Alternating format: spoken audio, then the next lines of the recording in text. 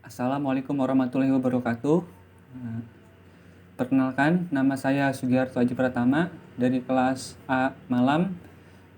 Hari ini saya akan menjelaskan tentang teori asal-usul kehidupan. Teori asal-usul kehidupan dibagi menjadi dua, yaitu teori abiogenesis dan teori biogenesis. Abiogenesis adalah teori yang menyatakan bahwa makhluk hidup berasal dari benda mati. Begitulah pandangannya di masa lampau. Ini terjadi karena orang-orang pada zaman dulu mendapatkan fakta dari hal yang dia lihat saja. Bagaimana orang pada masa itu menganggap ikan dan katak berasal dari lumpur karena melihat makhluk itu muncul dari lumpur. Yang kedua, teori biogenesis, yaitu teori asal-usul kehidupan yang menyatakan bahwa makhluk hidup berasal dari makhluk hidup lain. Adapun para ilmuwan yang mengemukakan teori ini antara lain Francesco Redi, Lazzaro Spallanzani, Louis Pasteur. Mereka melakukan pengamatan tersendiri yang lebih terencana dan terstruktur.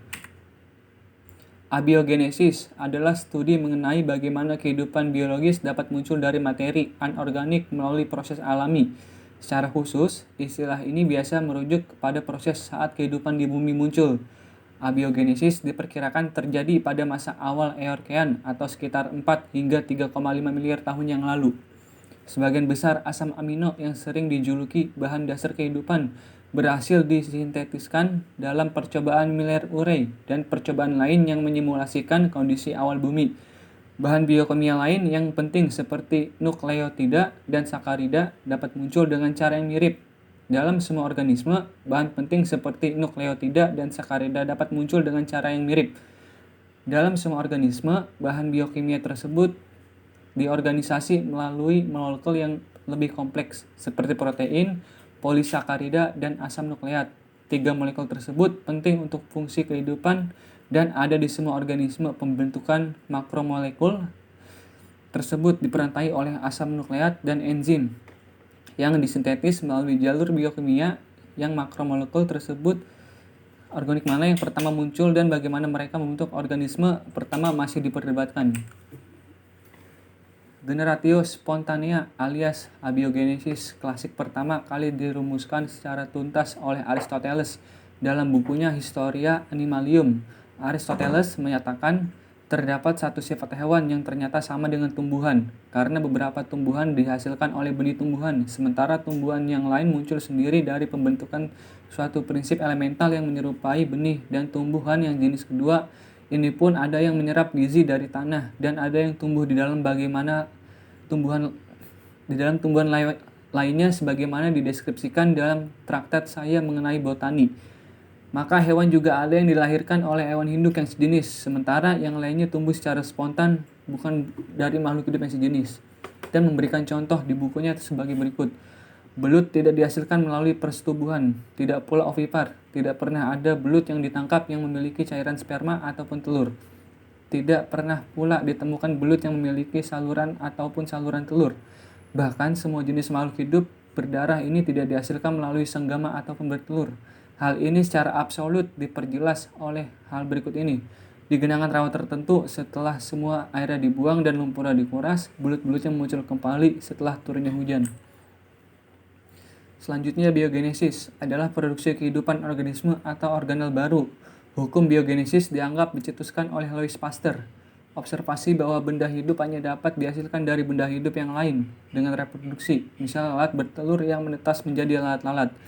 Jadi kehidupan tidak dihasilkan dari benda mati, yaitu teori yang disebut pembentukan spontan. Hal ini disarikan dengan frasa bahasa Latin omni vivum ex vivo, yang artinya semua kehidupan berasal dari kehidupan.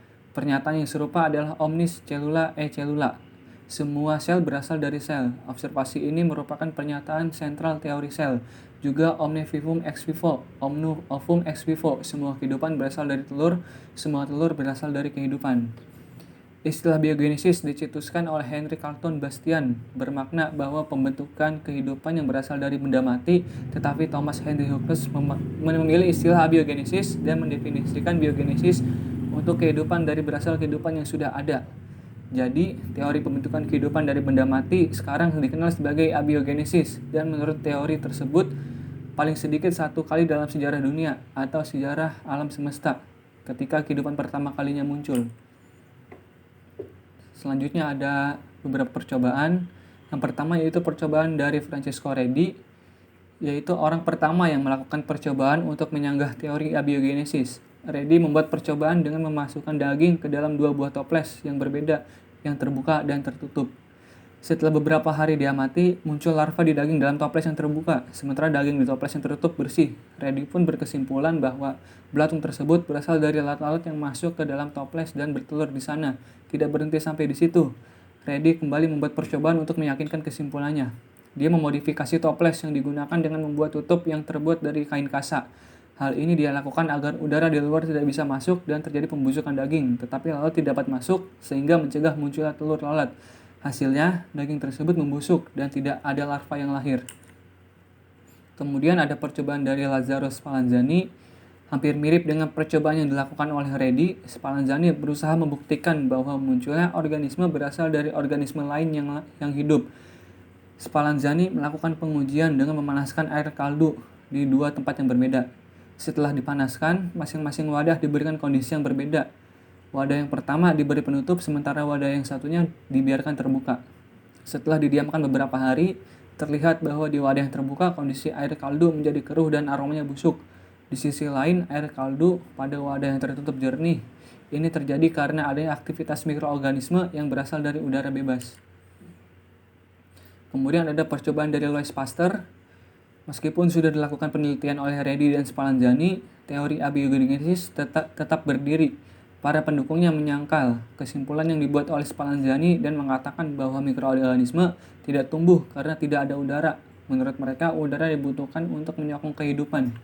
Sampai akhirnya Louis Pasteur, ahli biokimia kebangsaan Prancis, berhasil menyempurnakan percobaan Spallanzani sekaligus mematahkan teori abiogenesis. Pasteur memodifikasi salah satu wadah yang digunakan Spallanzani dengan wadah labu berleher panjang. Leher panjang ini berguna sebagai indikator yang memberitahukan bahwa masih ada hubungan antara labu dan udara di luar, atau masih ada oksigen untuk mikroorganisme hidup. Setelah dipanaskan dan didiamkan beberapa hari, ternyata air kaldu yang ditempatkan di labu berleher panjang tetap jernih, tetapi di bagian ujung lehernya muncul banyak debu dan kotoran, sementara pada wadah yang terbuka mengandung mikroorganisme. Kesimpulannya, dari penjelasan teori-teori tentang asal-usul kehidupan di atas, ada beberapa teori yang saling bertentangan satu sama lain. Dari teori-teori di atas, dapat disimpulkan bahwa teori-teori biogenesislah yang paling masuk akal, karena didukung penelitian dan percobaan yang mendukung adanya teori tersebut. Menurut teori biogenesis, makhluk hidup berasal dari makhluk hidup sebenarnya. Maka dari itu, dapat disimpulkan bahwa semua makhluk hidup di muka bumi ini berasal dari makhluk hidup sebelumnya. Sekian dari materi saya. Kurang lebihnya mohon maaf. Wassalamualaikum warahmatullahi wabarakatuh. Aduh. Gimana sih?